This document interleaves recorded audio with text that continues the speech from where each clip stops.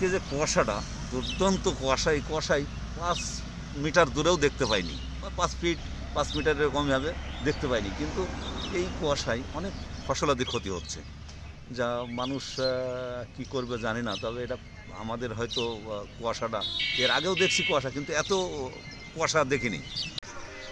এই কুয়াশার কারণে আমরা জীবনের ঝুঁকি নিয়ে যাইতে পারছি না। মনে করেন যেখানে যাও 50 মিনিট, সেখানে না 1.5 ঘন্টা।